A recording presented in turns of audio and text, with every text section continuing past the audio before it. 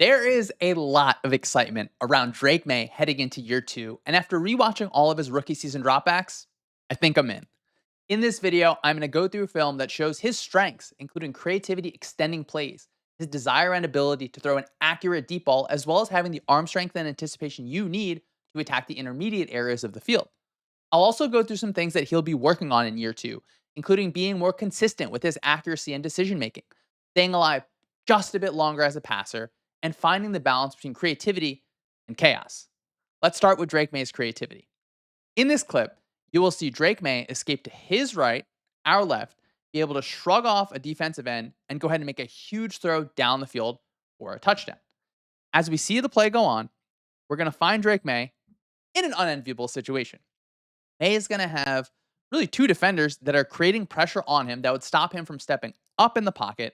So he's going to make the decision to get out to his right. The only problem is he still has to deal with this guy right here. But take it slow. Maye is able to just shrug off that defensive end with his upper body strength, with his ability to get out there quickly, and now find himself in another unenviable situation where you have three Miami Dolphins defenders closing in on Maye as he looks to make a pass.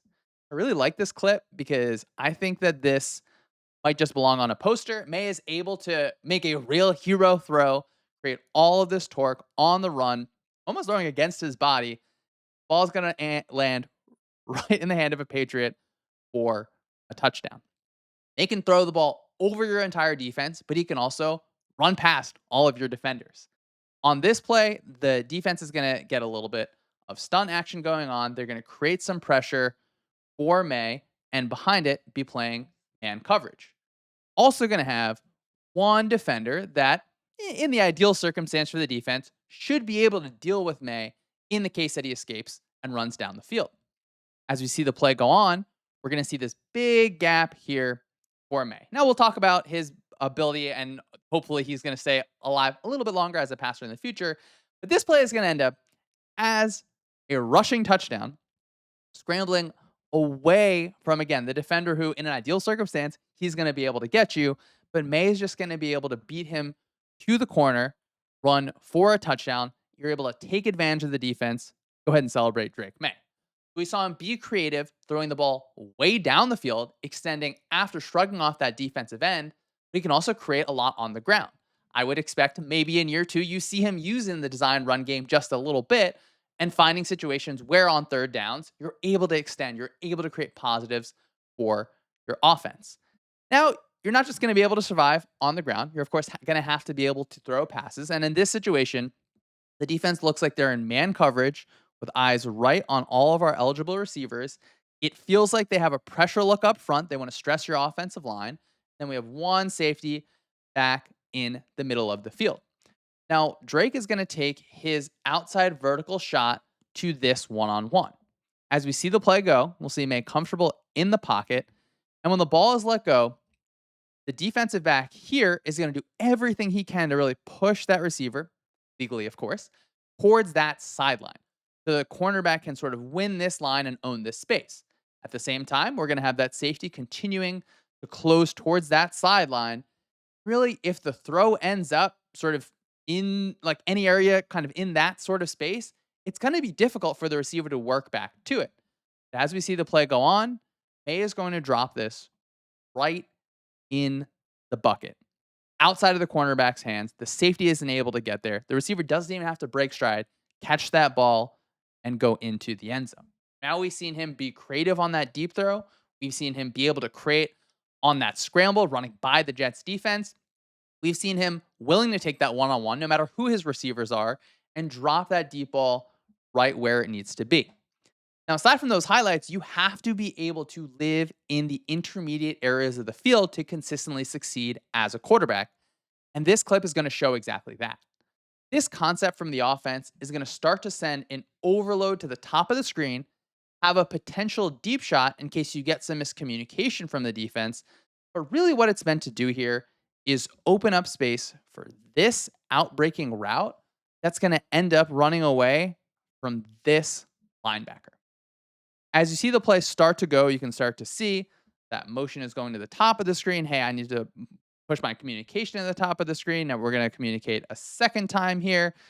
Now we're wondering, hey, am I going to cover the flat kind of area? Am I taking the second receiver? Do I have to get back here? Do I have to get back here? And again, all of that is in service of this outbreaking route against this linebacker.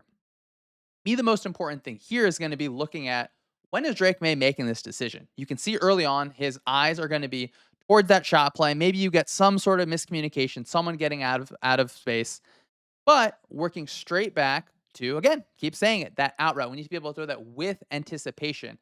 And I want to see, when is he making that decision? So I think his decision making is going to happen obviously before we can see it, but our cue is directly going to be, when is his hand sort of popping away from that ball. To me, at this point, he is loading up that throw, and our tight end here has not even fully broken out on his route. I like that anticipation because you have to make this throw before this linebacker is able to close. You also have to make it in that window away from anyone else. As we go through the throw, that ball's able to get there with good pace on time. I think if he's later on this ball, there's maybe a chance that this linebacker is able to fully close that. If he's late and pushing the ball in this direction, I think there's maybe a chance that this defender is now able to do it. So we're throwing towards that sideline on that outbreaking route on time with anticipation. I do think in today's NFL, where you're going to have defenses doing all this funky stuff, where we're bailing safeties out, we want to try and put a sort of umbrella on your offense. You have to be able to attack the middle areas of the field that are going to leave these underneath defenders just a little bit more vulnerable. Again, on time, with anticipation, and with accuracy. Now, this concept to the bottom of the screen is really going to be to create a bunch of problems for this linebacker. Underneath the linebacker, you're going to have this short route from the tight end. Just give him a little bit of cheese. You want to hope that he takes that because you're really opening up space for this inbreaker coming behind him. Now, you're going to have a condensed split inside the numbers, so you're naturally going to have outside leverage from this cornerback that you should be protected from. But it would be a problem if this linebacker is able to cause any sort of issues and get back into that window. You're going to see at the start of the play, Maye's eyes are immediately going to go to that linebacker. He feels right away this linebacker's hips are opened up towards the opposite sideline. He is moving to the top of the screen, and now Maye can work back to the bottom. Again, let's get that short route. Let's get a route right in behind him. Now, when Maye gets to the linebacker to the bottom of the screen here, eyes, hips, everything is towards the tight end. Maye can feel confident that this route behind him is going to open up into space. Same thing that we did last time. Let's see, when is Maye making that decision? When do we start to see that ball getting pat? To me, okay, he started to separate here. This route has not even fully broke. This route is going to be working into this space. We're going to have to be able to get the throw before this linebacker is able to get there. And we feel comfortable that this linebacker is taken care of. Go through slowly here. He's able to deliver the ball with pace in such a way that this guy's not going to be able to get it. We're not going to have to worry about this linebacker in the window at all. Ball's going to go ahead and get through that open space on time with anticipation. Now attacking the middle area of the field. So we talked about that first creative play pushing off that defensive end. We talked about that second creative play being able to just go ahead and run by the defense. We talked about that deep ball against the Bills. Accurate, wanting to attack down the field. Talked about throwing that outbreaker with pace, with anticipation. Now we have him attacking the middle area of the field where he's not afraid to go. As we continue to look at Drake Maye, there are going to be things that he is going to work on in year two. He did improve through his rookie season, but going into year two, I want to see his accuracy just be a little bit more consistent. This one is just going to be a quick throw to the bottom of the screen. He's just totally going to sail over his receiver's head. That's a situation that in year two that you're hoping you can avoid. In the second clip here, again, talking about having a little bit more consistent accuracy, you're going to see this in-breaking route that Maye is just going to end up having a poor throw on. Feels like sometimes Maye's upper body and lower body may not be agreeing with each other all the time. I do think his footwork was able to get cleaned up as the season went on. But when you have that strong of an arm, maybe you're relying on it just a bit too much. Again, just being more consistent with that accuracy, because we saw him make the hero throws. Let's also be able to hit some singles as well. The next thing I want to talk about with Maye is just continuing to improve the consistency of his decision making. I think overall he is a good decision maker, but when you make those hero throws like the first one, you're going to get some times where I think you get over your skis just a little bit. On this one, Maye's going to be booting out to his right. He's going to have a tight end working across the field. I mean, we'll see. Is this linebacker going to go ahead and chase the run? What's going to happen is this linebacker is going to go ahead and bail back out and be able to get underneath this route. Now, I'm going to tell you that this play is going to end up in an interception. It's a tough situation because there is a defender right there. So is it a situation where May just lost sight of that defender, where we're trying to get creative, we're trying to do something over the top? Is it something where he thinks he can kind of lift that ball up and over? I think that would be a bold situation. And it ends up in an interception in a decision that in year two, you don't want to see Drake Maye making that decision, ending up in an interception. And we don't want to have our quarterback with his hands on his head. So in terms of things to improve so far, we've talked about just being more consistent with that accuracy, continuing to improve on all of the mechanical issues that he, I think, worked on well in his rookie season, and also being an even better decision maker at a higher clip. Now, another thing that I think is worth talking about with Maye, he's an awesome scrambler. We saw his touchdown. He can do so much in that part of the game. I want him just to maybe hang on to being a passer just a little bit longer. This is going to be a situation where Maye's going to end up scrambling through the middle of the line. From a concept standpoint, we're going to have an outside vertical. This is our bottom part of the concept. We're also going to have this in-breaking route on the back side of the concept with a running back kind of leaking out here. From a number standpoint, what is our first thing? Our first read, you're going to start to look to that outside vertical to start. Some people are also just going to call this alert instead of your real first read. Let's just call it number one for now. Our second read is going to be here. If we're doing just a right to left, kind of pure down the numbers type progression, our third route is going to be here. Let's call this number 4. We're going to go ahead and give this a number 5. As the play starts, we're going to see Maye immediately start to look to this safety. I think he's seeing this safety bail out. So in this sort of look, you're expecting, cornerback to maybe be underneath just a little bit to really be able to take care of this route. And then this vertical would end up working out to this safety. When his eyes, just looking at Maye here, when his eyes start to get back more towards that backside of the concept, he's going to feel this open space. And look, sometimes when you go through these plays, it is so easy for me with this pen here to just say, oh, you don't want to hang out in the pocket a little bit longer. I don't have to worry about this guy trying to break my legs or this guy trying to sack me, right? So Maye is going to start looking here in the area of our third option. And now look, I'm not saying that this is going to end up being a touchdown or this is, we have a defender that might be able to close space in this direction.